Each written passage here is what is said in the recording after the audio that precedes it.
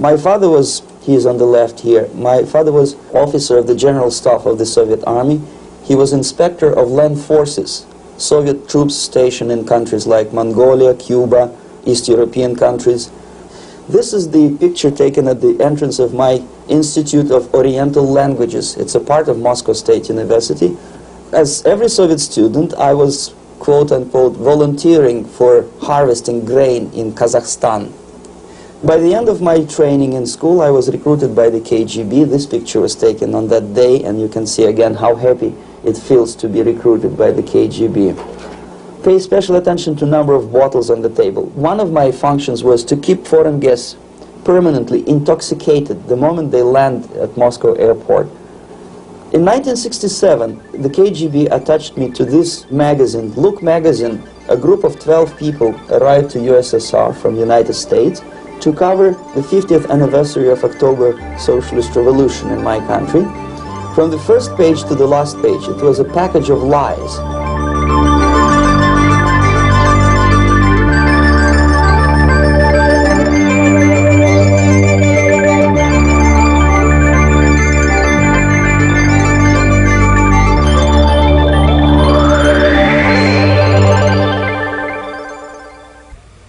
Our conversation is with Mr. Yuri Alexandrovich Bezmenov. Mr. Bezmenov was born in 1939 in a suburb of Moscow. He was the son of a high-ranking Soviet Army officer. He was educated in the elite schools inside the Soviet Union and became an expert in Indian culture and Indian languages. He had an outstanding career with Novosti, which was the, and still is, I should say, the press arm or the press agency of the Soviet Union. It turns out that this is also a front for the KGB. One of his interesting assignments was to brainwash foreign diplomats when they visited Moscow. And he'll tell us a little bit about how they did this and how they planted information which eventually wound up in the press of the free world. He escaped to the West in 1970 after becoming totally disgusted with the Soviet system, and he did this at great risk to his life. He certainly is one of the world's outstanding experts on the subject of Soviet propaganda and disinformation and active measures. Mr. Bezmenov, I'd like to begin by having you tell us a little bit about some of your childhood memories. Well, the most vivid memory of my childhood was Second World War, or to be more precise, the end of the Second World War, when all of a sudden United States, from a friendly nation which helped us to defeat Nazism, turned overnight into a deadly enemy. And it was very shocking because all newspapers were trying to present an image of belligerent, aggressive American imperialism. Most of the things that we were taught is that United States is aggressive power, which is just about to invade our beautiful, free, socialist country, that American CIA is dropping Colorado beetles on our beautiful potato fields to eliminate our crops, and each schoolboy had a picture of Colorado bug on the back page of his notebook, and we were instructed to go into collective fields to search for those little Colorado bugs. Of course we couldn't find any, neither we could find many potatoes, and that was explained again by the encroachments of the decadent imperialist power. The anti-American paranoia, hysteria in the Soviet propaganda was to such of such a higher degree that many less skeptical people or less stubborn would really believe that United States is just about to invade our beautiful motherland, and some secretly hope that it will come true. That's interesting. Yes. Well, getting back to life inside the Soviet Union or inside communist countries in general, in this country, at the university level primarily, we read and hear that the Soviet system is different from ours, but not that different, and that there is a convergence developing between all of the systems of the world, and that really doesn't make an awful lot of difference what system you live under, because you have corruption and dishonesty and tyranny and all that sort of thing. From your personal experience, what is the difference between life under communism and life in the United States? Well, life is obviously very much different for simple reason that the Soviet Union is a state capitalist economically. It's a state capitalism where an individual has absolutely no rights, no value. His life is nothing. It's just like an insect. He is disposable. Whereby in the United States, even the worst criminal is treated as a human being. He has a fair trial, and some of them capitalize on their crimes. They publish their memoirs in their prisons and get handsomely paid by your crazy publishers. The differences, of course, in the daily life are very various, depending on whom we are talking about.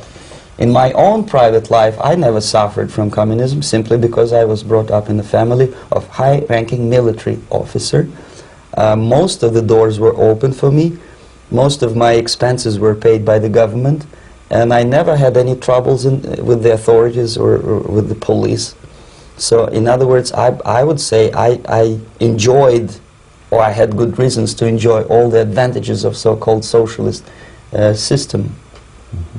My main motivations to defect had nothing to do with affluence. It was mainly moral indignation, moral protest, rebellion against the inhuman methods of the Soviet system. Well, specifically, what did you object to? I objected, first of all, against oppression of my own dissidents and intellectuals. And that was the most disgusting thing that I witnessed as a young man, young student, who was brought up a very troublesome period in our history, from Stalin to Khrushchev, from total tyranny and oppression to some kind of liberalization. Second, when I started working for the Soviet embassy in India, to my horror, I discovered that we are millions times more oppressive than any colonial or imperialist power in the history of mankind. That my country brings to India not freedom, progress, and friendship between the nations, but racism, exploitation, and slavery, and of course economical inefficiency to this country. Since I fell in love with India, I developed something which by KGB standards is extremely dangerous thing. It's called split loyalty, when an agent likes a country of assignment more than his own country. I literally fell in love with this beautiful country, a country of great contrasts, but also great humility, great tolerance, and philosophical and intellectual freedoms. My ancestors used to live in caves and eat raw meat when India was a highly civilized nation 6,000 years ago. So obviously the choice was not to the advantage of my own nation. I decided to defect and to entirely dissociate myself from that brutal regime. Mr. Bezmenov, we've read a lot about the concentration camps and the slave labor camps under the Stalin regime. Now the general impression in America is that those things are part of the past. Are they still going on today, or what is the status? Yes. There is no qualitative change in the Soviet concentration camp system. There are changes in numbers of prisoners. Again, this is unreliable Soviet statistics. We don't know how many political prisoners are there in the Soviet concentration camps. But we sure know from various sources that at each particular time there are close to 25 to 30 million of Soviet citizens who are virtually kept as slaves in forced labor camp system. The size of the population of a country like Canada is serving terms as prisoners. Incredible. So I would say that those intellectuals who try to convince American public that concentration camp system is a thing of the past are either conscientiously misleading public opinion, or they are not very intellectual people. They're selectively blind. They lack intellectual honesty when they say that. Well, we've spoken about the intellectuals in this country and also the intellectuals in the Soviet Union. What about down at the broad mass level? Do the people in general, the working people, the workers in general in the Soviet Union, do they support the system? Do they tolerate it? What is their attitude?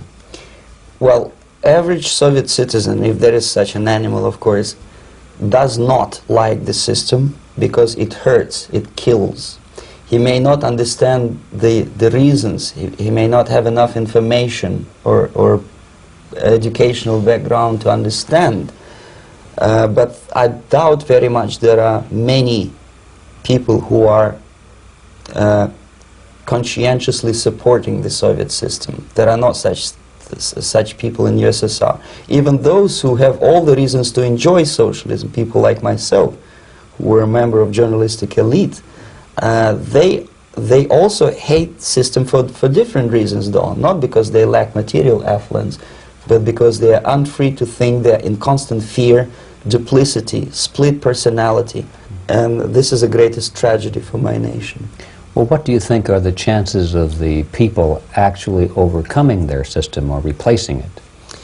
There is a great possibility that system will sooner or later be destroyed from within. There is a self-destructive mechanism built into any socialist or communist or fascist system, because there is lack of feedback, because the system does not rely upon loyalty of population. But until this Soviet junta is being supported by the Western so-called imperialists, that is, multinational companies, establishments, governments, and let's face it, intellectuals, so-called academia in the United States is famous for supporting the Soviet system. As long as the Soviet junta will keep on receiving credits, money, technology, grain deals, and political recognition from all these traitors of democracy or freedom, there is no hope, there is not much hope for changes in my country, and the system will not collapse by itself simply because it's being nourished by so-called American imperialism. This is the greatest paradox in history of mankind, when capitalist world supports and actively nourishes its own destructor. I think you're trying to tell us something. Oh, in yes. This country. I'm trying to tell you that it has to be stopped unless you want to end up in Gulag system and enjoy all the advantages of socialist equality, working for free, catching fleas on your body, sleeping on the planks of plywood in Alaska this time, I guess. That's where Americans will belong, unless they will wake up, of course, and force their government to stop aiding Soviet fascism. Well, you told us a moment ago why you left the system. I'd like to hear the details of how you did it. It must have been a very dangerous thing. It was not so dangerous, it was crazy. First of all, because defecting in India is virtually impossible, thanks to very strong pressure from the Soviet government. Excuse me, you were in India. On assignment at that time. Yes, I was working for the Soviet embassy in New Delhi as a press officer. And defecting for a Soviet diplomat is next to impossible. It's a suicide, as I said, because a great friend Indira Gandhi pushed a law through parliament which says, and I quote, "No defector from any country has a right of political asylum in any embassy on the territory of Indian Republic," which is a masterpiece of hypocrisy. No other defector but the Soviet one needs a political asylum. So, knowing that perfectly well, I planned a craziest possible way to defect. I studied counterculture in India. There were thousands of young American boys and girls with no shoes, long hair, smoking hash and marijuana, studying sometimes Indian philosophy, sometimes simply pretending that they study. And they greatly annoyed Indian police, and they were laughing stock of Indians because obviously they were good-for-nothing students. I studied carefully where they congregate, what routes they travel, what language they speak, what do they smoke. And one day I simply joined a group of hippies to avoid detection of Indian police. I was dressed as a typical hippie with blue jeans, long kameez shirts with all kind of nice decorations like beads, long hairs, I bought a wig, because for several weeks I had to turn myself from a conservative Soviet diplomat into a very progressive American hippie. And that was the only way that I could avoid detection. It was very interesting experience, but it was necessary, because from my own knowledge as a member of Soviet embassy staff, I knew that there were many cases when Soviet defectors were betrayed by Indian police, and also some Western embassies played a very dirty role in betraying the Soviet defectors. According to our information, they were some, I wouldn't call them double agents, but simply immoral people working for this for the United States embassy, and confiding in people like this would be a suicide. So I had to be extremely careful. I could not trust anyone, and that was the reason for such a crazy way to defect. Well, had you been caught in the act of trying to get out, what would have happened to you? Oh, most likely I would end up in concentration camp, or depending on the situation and on the whim of some bureaucrat in KGB, maybe even executed. Because this is normal practice, quietly, of course, not publicly. But that would be the end of my defection, of course. Well, when did you finally make it to the United States? In 1970, after about 6 months of debriefing in Athens by the CIA, and I presume FBI too, they let me go first to Germany, then to Canada. That was my decision. I had to change my identity to protect my family and my friends in USSR. And also I was a little bit paranoid, knowing that both Soviet KGB and probably some double agents within the American system may be after me. So I wanted to settle down as far away as possible. I requested CIA to give me some kind of new identity and just let me go on my own. And I settled in Canada. I was a student. I changed many professions, from farm help and laundry truck driver to language instructor and broadcaster for Canadian Broadcasting Corporations in Montreal. Well, have you had any threats on your life or any yes. unpleasant In about 5 years, KGB eventually discovered that I am working for Canadian Broadcasting. I made a very big mistake. I started working for overseas service of CBC, which is similar to Voice of America, in Russian language. And of course, monitoring service in USSR picked up every new voice. Every new announcer they would make it a point to discover who he is. And in 5 years, sure enough, slowly but surely, they discovered that I am not Thomas Schumann, that I am Yuri Alexandrovich Bezmenov, and that I am working for Canadian Broadcasting, and undermining beautiful détente between Canada and USSR. And the Soviet ambassador Alexander Yakovlev made it his personal effort to discredit me. He complained to Pierre Trudeau, who is known to be a little bit soft on socialism.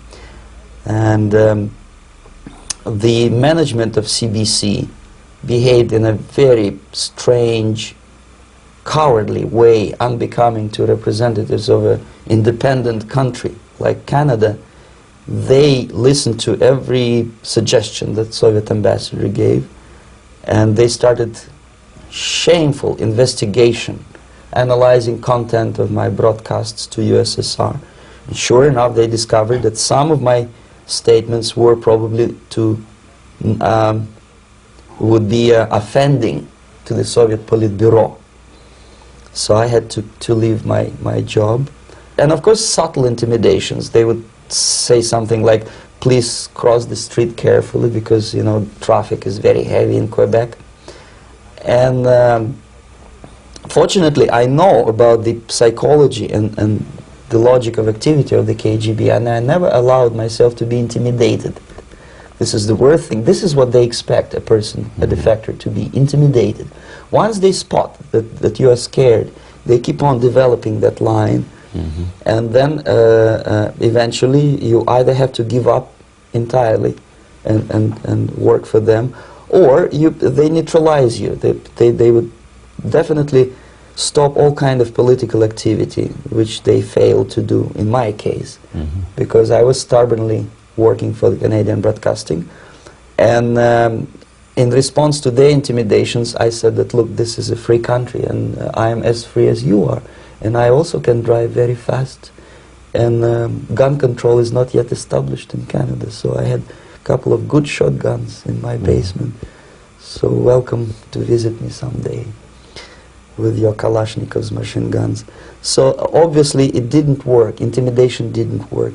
So they tried different approach, as I described. They approached on the highest level, on the level of Canadian bureaucracy. And on that level they were successful. On that level they were successful. On individual level they failed flat. Mr. Bezmenov has brought a series of slides with him that he has taken from the Soviet Union, and I think this is a good time to take a look at the slides. Yes. Now, the viewers will be able to see these slides as we talk about them. Yes, this is a collection of slides which are, some of them are snapshots from my family album, some of them are documents which I smuggled from the Soviet embassy, and some are reproductions from local mass media. I usually show them to establish my credibility as a defector. This is a picture of my native town, Mytishi, about 20 miles north from Moscow. Characteristically, there is a statue of Comrade Lenin in the central square. This is myself at the age of 7, again, characteristically, under the statue of Comrade Stalin, extending his friendly hand to peoples of the world. At that age, of course, I was still idealistically minded young communist, and I still believe that sooner or later things will go for better. But I realized that the system stinks, that something is fishy, and that ideology is fake, and the propaganda about advanced Soviet agriculture simply didn't meet the criteria of reality. If they talk about abundance of food and there is none in the stores, there must be something wrong. My father was, he is on the left here, my father was officer of the General Staff of the Soviet Army. He was inspector of land forces, Soviet troops stationed in countries like Mongolia, Cuba, East European countries. Were he alive today, most likely he would be inspecting Soviet troops in Nicaragua, Angola, and many other parts of the world. Fortunately, he died and he didn't see the disgrace, because deep inside he was a Russian patriot. He didn't like the idea of expanding Soviet military might, especially in the areas where we were not welcomed at all. Unlike many other military officers, he was reporting directly to the Minister of Defense, bypassing KGB and diplomatic service. In other words, he was a trusted military professional. And my impression that this type of people are much less hawkish and adventuristic than party bureaucrats in Kremlin. When American mass media describes Soviet military as potentially dangerous counterpart for Pentagon, I simply laugh, because I know better. I know that the most dangerous part of the Soviet power structures are not military at all. Most likely, if they come to power in my country, they'll be more sensible negotiators for nuclear disarmament and withdrawal of the Soviet troops from many parts of the world. But if someone from the party structure or the KGB structure were to give the orders for a military intervention, they have to obey, yes, because they are professional military. But they, you see, the triangle of power and hate in USSR is the party at the top, the party elite, the oligarchy of the party, then the military and the KGB at the bottom. They hate each other, and the most hated triangle, the most hated corner of the triangle is the Communist Party bureaucrats. They are the most adventuristic, senile megalomaniacs. They can start war, I wouldn't be surprised. Not the military. They know what war is. Yes. At least my father did. This is the picture taken at the entrance of my Institute of Oriental Languages. It's a part of Moscow State University. I graduated in 1963. And I Now, excuse me, which one were you on? I am on the right. You're on the right. And on the left is my my schoolmate Vadim Smirnov, who later was a apparatchik in the Central Committee of the Soviet Union Communist Party. What is an apparatchik? It's a functionary, something like civil service in British Empire. Someone who is never fired from the service. He stays there internally. He may not be promoted too high, but he's a dependable bureaucrat who will stay forever. I studied not only languages, but also history, literature, even music. I'm on this picture. I'm trying to learn how to play Indian musical instrument. I even tried to look like an Indian when I was second-year student. Not bad, really. Yes, actually it was strongly encouraged by the instructors in my school, because the graduates of my school were later on employed as diplomats, foreign journalists, or spies. As every Soviet student, I was quote-unquote volunteering for harvesting grain in Kazakhstan. This is the biggest agricultural blunder of the Soviet government. But I didn't have much choice, of course, because the communist motto borrowed from the Bible says, "Those who do not work shall not eat." And you can see me eating, therefore I was working, and you can see how happy I was about it. I went through a very extensive physical and military training, including the military games in areas, suburban areas of Moscow. And here, for example, we are on a tour in Arkhangelsk area.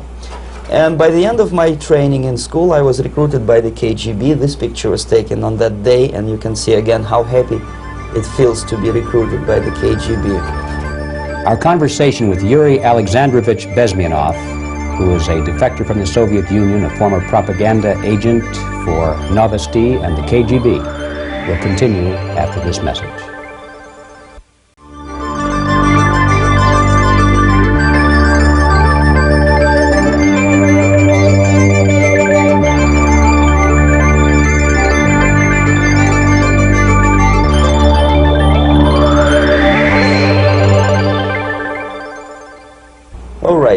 As every student in USSR, I went through very extensive physical and military training, and civil defense training too. Unlike in the United States, where civil defense is virtually non-existent, zero.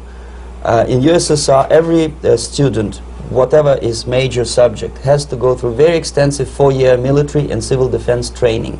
You can see me here with a group of students during one of the war games near Moscow. The main idea, of course, is to prepare a huge reserve army of the USSR. Each student has to graduate as a junior lieutenant. In my case, it was administrative and military intelligence service. My first assignment was to India as a translator with the Soviet Economical Aid Group, building refinery complexes in Bihar state and Gujarat state. At that time, I was still naively, idealistically believing that what I was doing contributes to the understanding and cooperation between the nations. It took me quite a number of years to realize that what we were bringing to India was a new type of colonialism, 1,000 times more oppressive and exploitative than any colonialism or imperialism in history of mankind. But at that time I was still hoping that, well, maybe it's not that bad, could be worse, and things may go for better. And I even tried to implement the beautiful Marxist motto, proletarians of all the countries unite. I tried to unite with a nice Indian girl, and I was fascinated by Indian culture, by the family life in this country. But obviously Communist Party had different plans for my genes, so I had to marry this beautiful Russian girl. In the span of my career, I married 3 times. Most of these marriages were marriages of convenience, on advice from the Department of Personnel. This is normal practice in USSR. When a Soviet citizen is assigned to a foreign job, he has to be married, either to keep family in USSR as hostages, or, if it's a convenience marriage like mine, so that the husband and wife are virtually informers on each other to prevent defection or contamination by decadent imperialist or capitalist ideas. In my case, I hated that girl so much that the moment I landed in Moscow, we were divorced, and I married later, second time. By the end of my first assignment in India, I was promoted to the position of public relation officer. You can see me here translating a speech by a Soviet boss. And you're on the right. I'm on the right here, yes. And it was, the occasion was commissioning of the refinery complex in Bihar, Barauni. Back in Moscow, I was immediately recruited by Novosti Press Agency, which is a propaganda and ideological subversion front for the KGB. 75% of the members of the Novosti are commissioned officers of the KGB. The other 25 are, like myself, co-opted agents who are assigned to specific operations. In this particular case, you can see me talking to students of Lumumba Friendship University in Moscow. This is a huge school under the direct control of the KGB and Central Committee, where future leaders of the so-called national liberation movements are being educated and selected carefully. And some of them have absolutely, this, for example, is a group of students from Lumumba. They don't look like students at all. They look more like military, and that's exactly what they were. They were dispatched back to their countries to be leaders of the so-called national liberation movements, or to be translated into normal human language, leaders of international terrorist groups. Another area of activity when I was working for the Novosti was to accompany groups of so-called progressive intellectuals, writers, journalists, publishers, teachers, professors of colleges. You can see me here in Kremlin. I'm second on the left, with a group of Pakistani and Indian intellectuals. Most of them pretended they don't understand that we are actually working on behalf of the Soviet government and the KGB. They pretended that they are actually being guests, VIP intellectuals, that they are treated according to their merits and their intellectual abilities. For us, they were just a bunch of political prostitutes to be taken advantage for various propaganda operations. Therefore, you can see perfectly well the senior colleague of mine on the left doesn't really have that much respect on his face, and myself with a very skeptical smile, typical KGB sarcastic smile, anticipating another victim of ideological brainwashing. This is how a typical conference in Novosti headquarters in Moscow looked like. Sitting in the middle is Boris Burkov, the then director of Novosti Press Agency, high-ranking party bureaucrat in the Department of Propaganda. I am standing next to a famous Indian poet, Sumitranandan Pant. He was famous because he was an author. He was the author of a famous poem titled Rhapsody to Lenin. That's why he was invited to USSR, and everything was paid by the Soviet government. Pay special attention to number of bottles on the table. This is one of the ways to kill the awareness or curiosity of foreign journalists. One of my functions was to keep foreign guests permanently intoxicated the moment they land at Moscow airport. I had to take them to the VIP lounge and toast to friendship and understanding between the nations of the world. Glass of vodka, then a second glass of vodka, and in no time my guests would be feeling very happy. They would see everything in kind of pink, nice color, and that's the way I had to keep them permanently for the next 15 or 20 days. At certain point in time, I had to withdraw alcohol from them, so that some of them who are the most recruitable would feel a little bit shaky, guilty, trying to remember what they were talking last night. That's the time to approach them with all kind of nonsense, such as joint communique or statement for Soviet propaganda. That's the time they are the most flexible. And of course, what they didn't understand, they didn't realize or pretended not to realize, that myself, who was drinking together with them, was not drinking at all. I had ways to get rid of alcohol through various techniques, including special pills which were given to me by my colleagues, but they were taking it seriously. In other words, they would consume quite large volumes of alcohol and feel quite uneasy next morning. In 1967, the KGB attached me to this magazine, Look magazine. A group of 12 people arrived to USSR from United States to cover the 50th anniversary of October Socialist Revolution in my country. From the first page to the last page, it was a package of lies, propaganda cliché, which were presented to American readers as opinions and deductions of American journalists. Nothing could be far from truth. These were not opinions. They were not opinions at all. They were the clichés which the Soviet propaganda wants American public to think that they think. Because from the viewpoint of the Soviet propaganda, although there are some subtle criticism of the Soviet system, the basic message is that Russia today is a nice, functioning, efficient system supported by majority of population. That's the biggest lie. And of course, American intellectuals and journalists from Look magazine elaborated on that untruth in various different ways. They intellectualized that lie. They found all kinds of justifications for telling lies to American public. Excuse me, it was partly your job to make sure that they got these ideas, yes, and accepted them as their own ideas. Right. Actually, even before they arrived to USSR, and they paid astronomical sum of money for that visit, they were submitted, this Novosti Press Agency developed so-called backgrounders, 20-25 pages of information and opinions which were presented to the journalists even before they bought their tickets to Moscow. They had to analyze the situation, and judging on their reaction to that backgrounder, the local Novosti representative or local Soviet diplomat in Washington DC would assess whether they be given visa to USSR or not. So but they were selected ahead of time. Yes, they were pre-selected very carefully, and there is not much chance for honest journalists to arrive to USSR and to stay there for 1 year and to bring this package of lies back home. This, for example, is a centerfold of the Look magazine. They presented this monument erected by Communist Party in Stalingrad as the symbol, personification of Russian military might.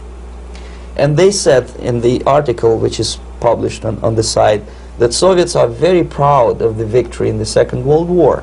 This is another big myth, a lie. No sensible people would be proud to lose 20 millions of their countrymen in a war which was started by Genoese Hitler and Comrade Stalin and paid by American multinationals. Most of the Soviet citizens look at this type of monuments with disgust and sorrow, because every family lost father, brother, sister, or child in the Second World War. Yet American journalists who were trying to appease, to please their hosts, presented this picture on the centerfold as the symbol and personification of Soviet national, they call it Russian national spirit. And it was greatest misconception and a very tragic misunderstanding. Of course, Look magazine was not distributed in USSR. The main audience was in United States. But I presume that many Americans, millions of Americans who were reading Look magazine at that time, had absolutely wrong idea about the sentiments of my nation, about what the Soviets are proud of and what they hate. This is a group, you see the same lady with the sword in Stalingrad. This is the group of journalists. Myself is in the center with the same devilish smile. And Mr. Philip Harrington is on the extreme left there with his camera. This is the gentleman which was so deaf or so uninterested in what I had to say to him. This is the same picture, a blow-up of the same picture. Many guests from various countries, in this particular case from Asia and Africa, were taken by me as a Novosti Press Agency employee for a tour across Siberia, for example. We would show them typical kindergarten, you see, nothing special by American standards, just nice children sitting, eating their breakfast or lunch, What they could not understand, or they pretended not to understand, that this is an exemplary kindergarten. This is not the kindergarten for average person or average family in USSR. And we maintain that illusion in their minds. You can see myself under the red spot in the middle there, with the same business-like expression. I'm doing my job. That's what I'm assigned to do, and that's what I was paid to do. But deep inside, I still hope that at least some of these useful idiots would understand that what they are looking at has nothing to do with the level of affluence in my nation. This is a better picture which reflects the true spirit of the Soviet childhood. This picture was printed in a Canadian government publication by mistake. In the middle you can see children playing on a small courtyard, and the caption goes, "This is a typical kindergarten in Siberia." What these idiots didn't understand, that it is not kindergarten at all. It is a prison for children of political prisoners. But there was not a single mentioning that what they were visiting actually was an area of concentration camps.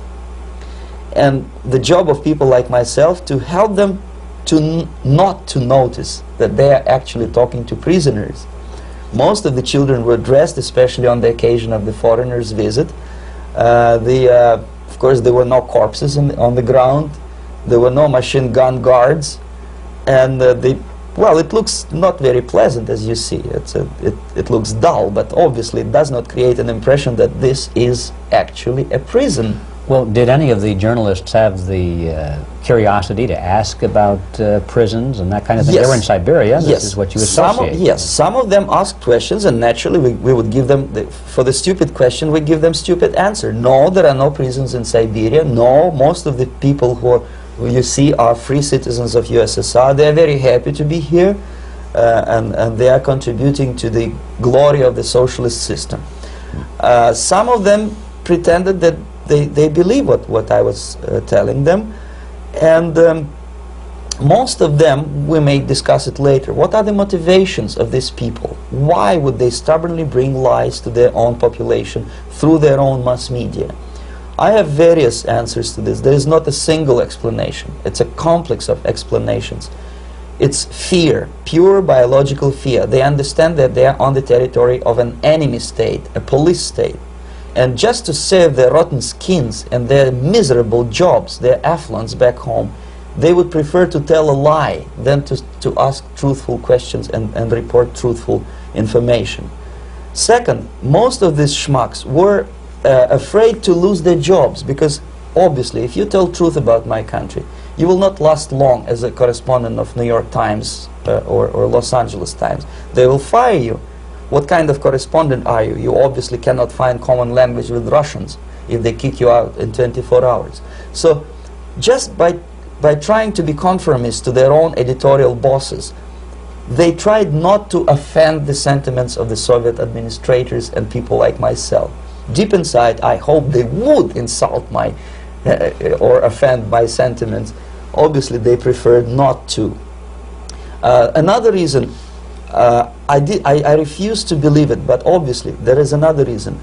Obviously, it's a greed. These people earn a lot of money. When they come back to USA, they claim that they are experts in my country. They write books which sells in million copies, titled like Russians, The Truth About Russia. Most of it is lie about Russia. Yet they claim to be Sovietologists. They play back myth about my country, the propaganda cliches. Yet they stubbornly resist the word of truth. If a person like Solzhenitsyn is either defecting or kicked out of USSR, they try all their best to discredit him and to discourage him. I don't have much chance to appear on national network with a true story about my country. But a useful idiot like Hendrik Smith or Robert Kaiser, they are big heroes. They come back from USSR, they say, oh, we were talking to dissidents in Russia. Big deal. Soviet dissidents are chasing American correspondents in the streets, and they are cowardly escaping from these contacts. For some strange reason, if you want to know more about Spain, you refer to Spanish writers. If you want to learn more about French, You read French or writers. Even about Antarctica, I bet you would read penguins. Only about the Soviet Union, for some strange reason, you read Hendricks and Schmendricks and all kind of Kissingers, because they claim that they know more about my country. They know nothing, or next to nothing, or they pretend that they know more than they actually do. I would say they are dishonest people who lack integrity and common sense and intellectual honesty. They bring back all kind of stories like that. A kindergarten in Siberia. Omitting the most important fact, it's a prison for children of political prisoners. Another greatest example of monumental idiocy of American politicians. Edward Kennedy was in Moscow, and he thought that he is a popular, charismatic American politician who is easygoing, who can smile, dance at the wedding in Russian Palace of Marriages. What he did not understand, or maybe he pretended not to understand, that actually he was being taken for a ride. This is a staged wedding, especially to impress foreign media or useful idiots like Ed Kennedy. Most of the guests there, they had security clearance, and they were instructed what to say to foreigners. This is exactly what I was doing. You can see me in the same damn wedding palace in Moscow where Ed Kennedy was dancing here. You see, smiling. He thinks he's very smart. From the viewpoint of Russian citizens who observe this idiocy, he's narrow-minded, egocentrical idiot who tries to earn his own popularity through participation in propaganda farces like this. Here you can see myself. On the right, again, exemplary Soviet bride.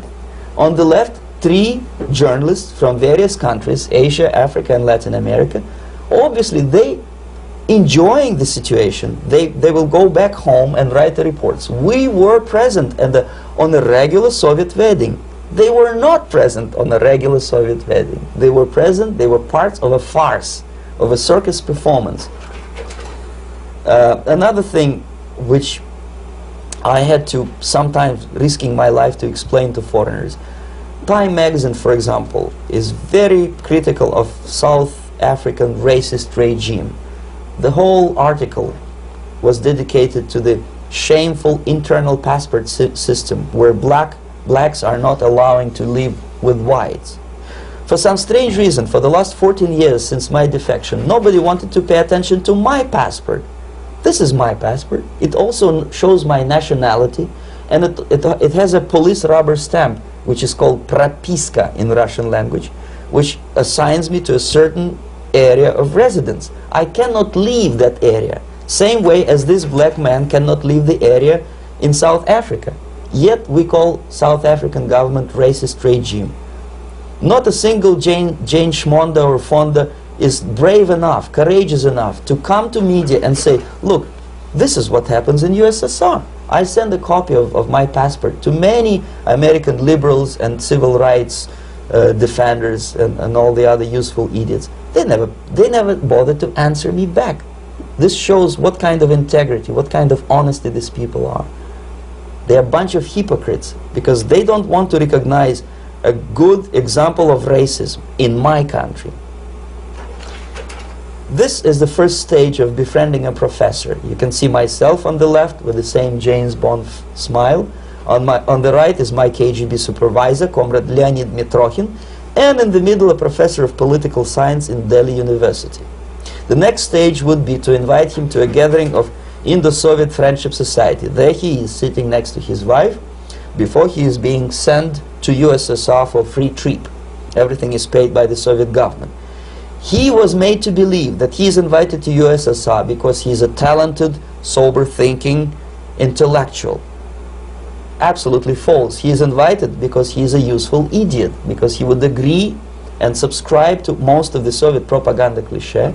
And when he is coming back to his own country, he is going for years and years to teach the beauties of Soviet socialism to newer and newer generations of his students, thus promoting the Soviet propaganda line. The KGB was even curious about this gentleman. It may look innocent, Maharishi Mahesh Yogi, a great spiritual leader, or maybe a great charlatan and crook, depending on from which side you are looking at him.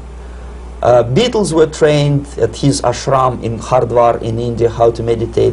Mia Farrow and other useful idiots from Hollywood visited his school, and they returned back to United States absolutely zonked out of their minds with marijuana, hashish, and crazy ideas of meditation. To meditate, in other words, to isolate oneself from the current social and political issues of your own country. To get into your own bubble, to forget about troubles of the world. Obviously, KGB was very fascinated with such a beautiful school, such a brainwashing center for stupid Americans. I was dispatched by the KGB to check what kind of VIP Americans attend this school. That's you on the left. Yes, I'm on the left. I was trying to get enrolled in that school. Unfortunately, the Maharishi Mahesh Yogi asked too much. He wanted $500 American for enrollment. But my function was not actually to get enrolled in the school. My function was to discover what kind of people from United States attend this school. And we discovered that yes, there are some influential members of family, public opinion makers of United States who come back with the crazy stories about Indian philosophy. Indians themselves look upon them as idiots, useful idiots. To say nothing about KGB, who looked at them as extremely naive, misguided people. Obviously, a VIP, say a wife of a congressman or a prominent Hollywood personality, after being trained in that school, is much more instrumental in the hands of manipulators of public opinion and KGB than a normal person who understands, who looks through this type of fake religious training. Why would they be more susceptible to manipulation? I just mentioned that because you see, a person who is too much involved in introspective meditation. You see, if you carefully look what Maharishi Mahesh Yogi is teaching to Americans, is that most of the problems, most of the burning issues of today can be solved simply by meditating. Don't rock the boat. Don't get involved. Just sit down, look at your navel and meditate. And the things, due to some strange logic, due to cosmic vibration, will settle down by themselves. This is exactly what the KGB and Marxist-Leninist propaganda wants from Americans, to distract their opinion, attention and mental energy from real issues of United States into a non-issues, into a non-world, non-existent harmony. Obviously, it's more beneficial for the Soviet aggressors to have a bunch of duped Americans than Americans who are self-conscious, healthy, physically fit, and alert to the reality. Maharishi Mahesh Yogi obviously is not on the payroll of the KGB. But whether he knows it or not, he contributes greatly to demoralization of American society. And he's not the only one. There are hundreds of those gurus who come to your country to capitalize on naivete and stupidity of Americans. It's a fashion. It's a fashion to meditate. It's a fashion not to be involved. So obviously, you can see that if KGB were that curious, if they paid my trip to Hardwar, if they assigned me to that strange job, obviously they were very much fascinated. They were convinced that that type of brainwashing is very efficient and instrumental in demoralization of the United States. Our conversation with Yuri Alexandrovich Bezmenov, who is a defector from the Soviet Union, a former propaganda agent for Novosti and the KGB, will continue after this message.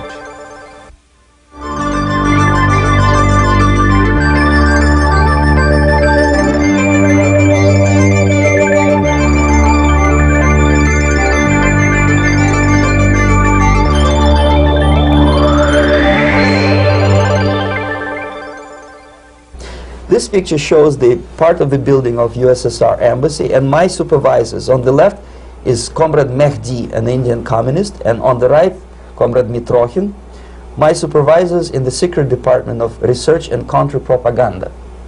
It has nothing to do with either research or counter-propaganda. Most of the activity of that department was to compile huge volume of information on individuals who were instrumental in creating public opinion.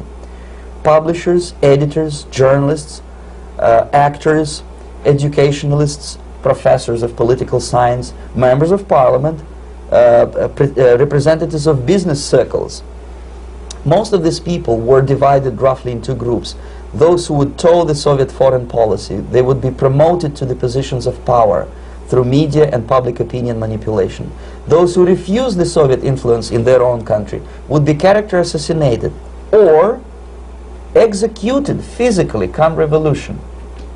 Same way as in the small town of Hue in South Vietnam, several thousands of Vietnamese were executed in one night when the city was captured by Viet Cong for only 2 days. And American CIA could never figure out how could possibly communists know each individual, where he lives, where to get him, and would be arrested in one night, basically in some 4 hours before dawn, put on a van, taken out of the city limits and shot. The answer is very simple. Long before communists occupied the city, there was extensive network of informers, local Vietnamese citizens, who knew absolutely everything about people who are instrumental in public opinion, including barbers and taxi drivers. Everyone who was sympathetic to the United States was executed. Same thing was done under the guidance of the Soviet embassy in Hanoi, and same thing I was doing in New Delhi. To my horror, I discovered that in the files where people were doomed to execution, there were names of pro-Soviet journalists with whom I was personally friendly. Pro-Soviet? Yes. They were idealistically minded leftists who made several visits to USSR, and yet the KGB decided that come revolution or drastic changes in political structure of India, they will have to go. Why is that? Because they know too much. Simply because, you see, the useful idiots, the leftists who are idealistically believing in the beauty of Soviet socialist or communist or whatever system, when they get disillusioned, they become the worst enemies. That's why my KGB instructors specifically made a point, never bother with leftists. Forget about these political prostitutes. Aim higher. This was my instruction. Try to get into large circulation, established conservative media. Reach, filthy rich movie makers, intellectuals, so-called academic circles. Cynical, egocentric people who can look into your eyes with angelic expression and tell you a lie. These are the most recruitable people, people who lack moral principles, who are either too greedy or too suffer from self-importance. They feel that they matter a lot. These are the people who KGB wanted very much to recruit. But to eliminate the others, to execute the others, don't they serve some purpose? Wouldn't they be the ones we rely on? They serve purpose only at the stage of destabilization of a nation. For example, your leftists in United States, all these professors and all these beautiful civil rights defenders, they are instrumental in the process of the subversion only to destabilize the nation. When their job is completed, they are not needed anymore. They know too much. Some of them, when they get disillusioned, when they see that Marxist-Leninists come to power, obviously they get offended. They think that they will come to power. That will never happen, of course. They will be lined up against the wall and shot. But they may turn into the most bitter enemies of Marxist-Leninists when they come to power. And that's what happened in Nicaragua. You remember most of these former Marxist-Leninists were either put to prison or one of them split, and now he's working against Sandinistas. It happened in Grenada when Maurice Bishop was already a Marxist. He was executed by a new Marxist who was more Marxist than this Marxist. Same happened in Afghanistan when first there was Taraki, he was killed by Amin, then Amin was killed by Babrak Karmal with the help of KGB. Same happened in Bangladesh when Mujibur Rahman, very pro-Soviet leftist, was assassinated by his own Marxist-Leninist military comrades. It's the same pattern everywhere. The moment they serve their purpose, all the useful idiots are either be executed entirely, all the idealistically minded Marxists, or exiled or put in prisons, like in Cuba. Many former Marxists are in Cuba, in prison. So most of the Indians who were cooperating with the Soviets, especially with our Department of Information of the USSR Embassy, were listed for execution. And when I discovered that fact, of course I was sick. I was mentally and physically sick. I thought that I'm going to explode one day during the briefing at the ambassador's office. I would stand up and say something that we are basically a bunch of murderers. That's what we are. It has nothing to do with friendship and understanding between the nation and blah, blah, blah. We are murderers. We behave as a bunch of thugs in a country which is hospitable to us, a country which with ancient traditions. But I did not defect. I tried to get the message across. To my horror, nobody wanted even to listen, least of all to believe what I had to say. And I tried all kinds of tricks. I would leak information through letters or lost documents or something like that. And still I got no message. The message was not published, even in the conservative mass media of India. The immediate impulse to defect was Bangladesh crisis, which was described by American correspondents as Islamic grassroots revolution, which is absolute baloney. There was nothing to do with Islam, and there was no grassroots revolution. Actually, there are no grassroots revolutions, period. Any revolution is a byproduct of a highly organized group of conscientious and professional organizers, but has nothing to do with grassroots. In Bangladesh, it was nothing with grassroots. Most of the Awami League party members, Awami League means People's Party, were trained in Moscow in the High Party School. Most of the Mukti Fauj leaders, Mukti Fauj in Bengali means People's Army, same as SWAPO and all kind of liberation armies all over the world, the same bunch of useful idiots. They were trained at Lumumba University and various centers of the KGB in Simferopol, in Crimea, and in Tashkent. So when I saw that Indian territory is being used as a jumping board to destroy East Pakistan, I saw myself thousands of so-called students traveling through India to East Pakistan, through the territory of India, and Indian government pretended not to see what's going on. They knew perfectly well, the Indian police knew it, the intelligence department of the Indian government knew it, the KGB of course knew it, and the CIA knew it. That was most infuriating, because when I defected and I explained to the CIA debriefers they should watch out because East Pakistan is going to erupt any moment, they said I was reading too many James Bond novels. Anyway, so East Pakistan was doomed. One of my colleagues in the Soviet consulate in Calcutta, when he was dead drunk, he ventured into the basement to relieve himself, and he found big boxes which said printed matter to Dhaka University. Dhaka is the capital of East Pakistan. And since he was drunk and curious, he opened one of the boxes and he discovered not printed matter, he discovered Kalashnikov guns and ammunition in there. Anyway, it's a long story. When I saw the preparations for the invasion into East Pakistan, obviously I wanted to defect immediately. The only thing I couldn't at that time make up my mind when and where and how. One of the reasons, of course, you see, I was in love with India. I mentioned it before.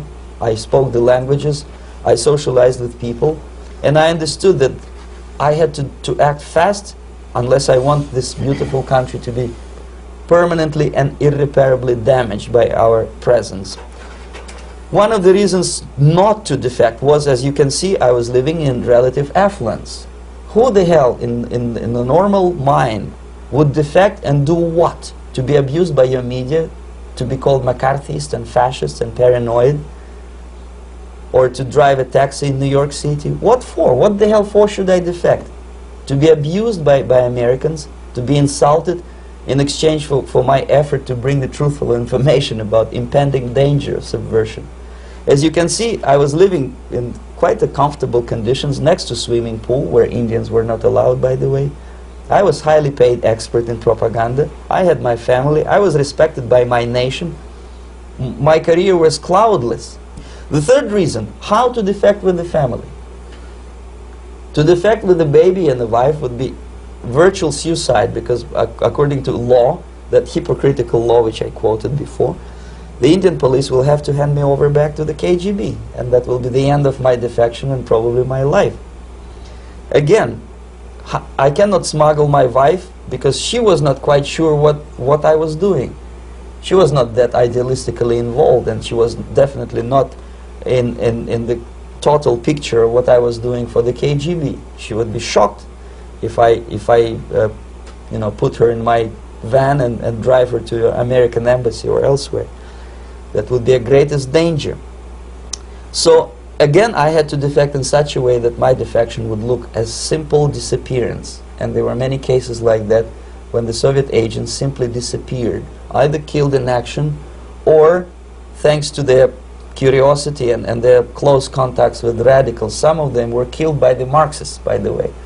It happened in many African countries when the Soviet KGB were killed by Africans themselves. Not because they hated Marxism-Leninism, but because they were simply trigger-happy bunch of unruly characters. If you give them a machine gun, they will shoot. And some of the Soviets obviously were not careful enough to protect themselves, and they got into embarrassing situations when they were shot at the crossfire between factions of so-called liberation movements. Anyway, so I decided, as I said, to study the counterculture. I decided this probably would be the best way to disappear. I socialized with characters like this. On the left, you see, he's a barefoot American hippie. It took me quite a long time to study exactly what they were doing and how to mix with them. But eventually I did it. Most of Indian newspapers carried my picture and promise of 2,000 rupees for information about my whereabouts. But they were looking for the wrong person, because they obviously tried to stop a young Soviet diplomat in white shirt and tie, and this is how I looked at the time of defection. Nobody could possibly think that a Soviet diplomat would be as crazy as to join a bunch of hippies. That's you. Yes, travel India and smoke hash. So I made it literally almost like a Hollywood-style detective story. From under the nose of the KGB in Bombay airport, I landed the plane and I flew to Greece, where I was debriefed by the CIA. That's basically that's all for my slides. We can turn off the projector, then. That's very interesting. Well, you spoke several times before about ideological subversion. That is a phrase that I'm afraid some Americans don't fully understand. When the Soviets use the phrase ideological subversion, what do they mean by it? Ideological subversion is the process which is legitimate, overt, and open. You can see it with your own eyes. All you have to do, all American mass media has to do, is to unplug their bananas from their ears, open up their eyes, and they can see it. There is no mystery. There is nothing to do with espionage. I know that espionage intelligence gathering looks more romantic. It sells more deodorants through the advertising, probably. That's why your Hollywood producers are so crazy about James Bond type of thrillers. But in reality, the main emphasis of the KGB is not in the area of intelligence at all. According to my opinion and opinion of many defectors of my caliber, only about 15% of time, money, and manpower is spent on espionage as such. The other 85% is a slow process which we call either ideological subversion or active measures, активные мероприятия in the language of the KGB, or psychological warfare. What it basically means is to change the perception of reality of every American to such an extent that despite of the abundance of information, no one is able to come to sensible conclusions in the interests of defending themselves, their families, their community, and their country. It's a great brainwashing process which goes very slow, and it's divided in 4 basic stages. The first one being demoralization. It takes from 15 to 20 years to demoralize a nation. Why that many years? Because this is the minimum number of years which requires to educate one generation of students in the country of your enemy, exposed to the ideology of the enemy. In other words, Marxism-Leninism ideology is being pumped into the soft heads of at least 3 generations of American students without being challenged or counterbalanced by the basic values of Americanism, American patriotism. The result you can see. Most of the people who graduated in the 60s, dropouts or half-baked intellectuals, are now occupying the positions of power in the government, civil service, business, mass media, educational system. You are stuck with them. You cannot get rid of them. They are contaminated. They are programmed to think and react to certain stimuli in a certain pattern. You cannot change their mind, even if you expose them to authentic information, even if you prove that white is white and black is black. You still cannot change the basic perception and the logic of behavior. In other words, these people, the process of demoralization is complete and irreversible. To get rid society of these people, you need another 20 or 15 years to educate a new generation of patriotically minded and common sense people who would be acting in favor and in the interests of the United States society. And yet these people who've been programmed and, as you say, in place, and Yes. who are favorable to an opening with the Soviet concept, these are the very people who would be marked for extermination in this country? Most of them, yes. Simply because the psychological shock when they will see in future what the beautiful society of equality and social justice means in practice, obviously they will revolt. They will be very unhappy, frustrated people. And the Marxist-Leninist regime does not tolerate these people. Obviously they will join the links of dissenters, dissidents. Yes.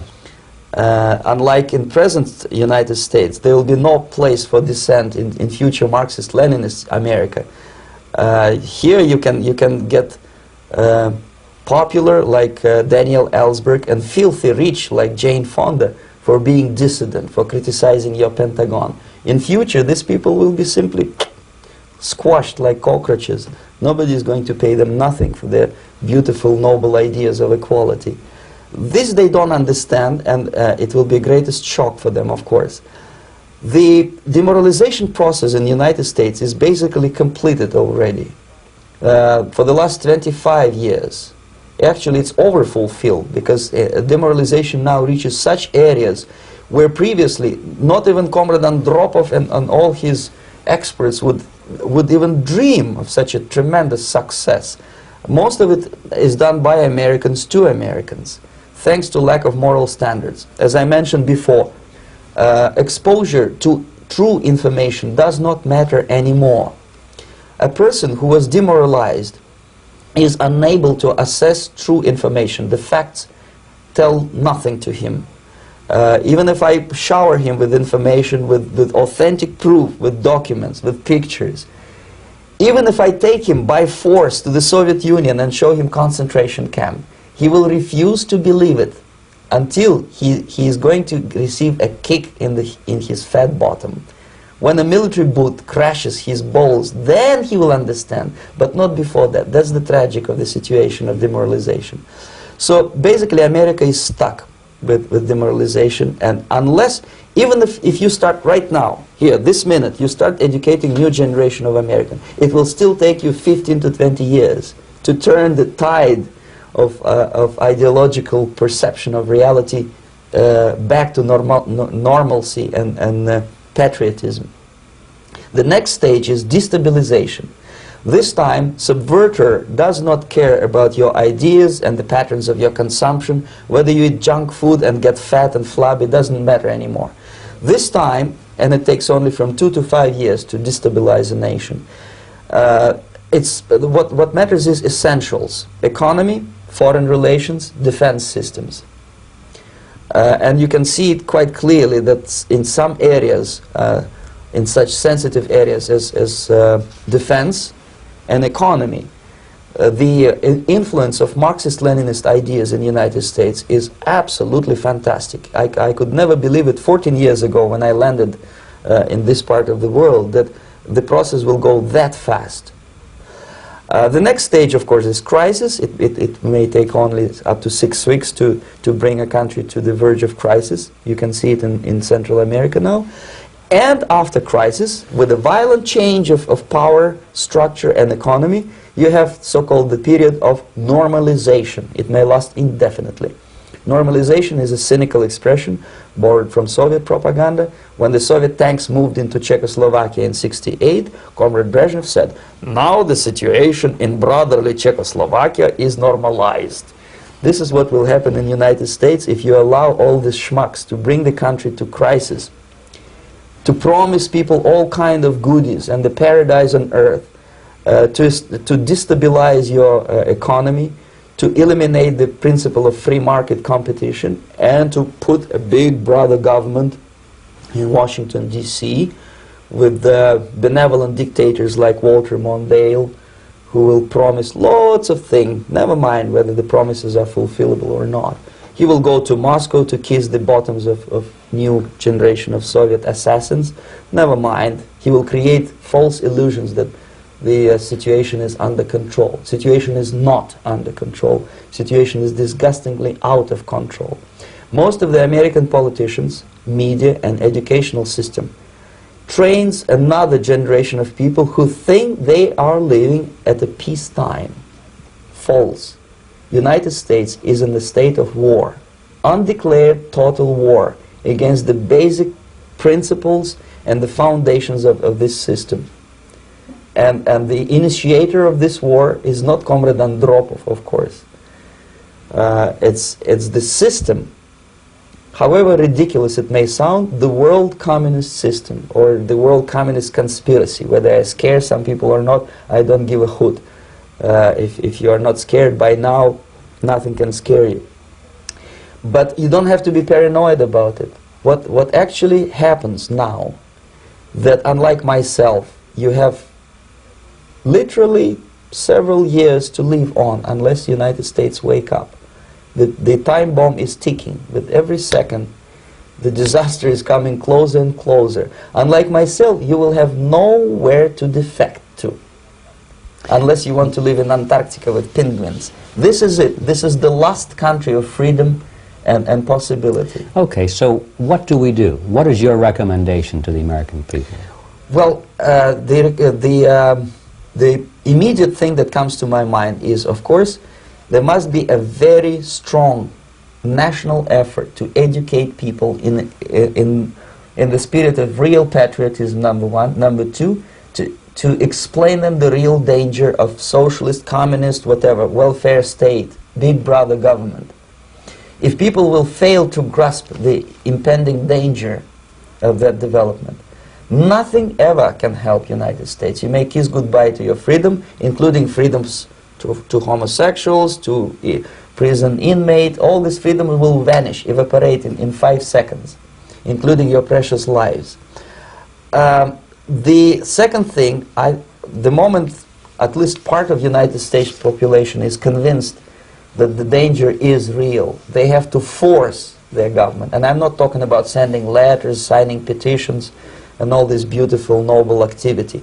I'm talking about forcing United States government to stop aiding communism. Because there is no other problem more burning and urgent than to stop the Soviet military-industrial complex from destroying whatever is left of the free world. And it is very easy to do.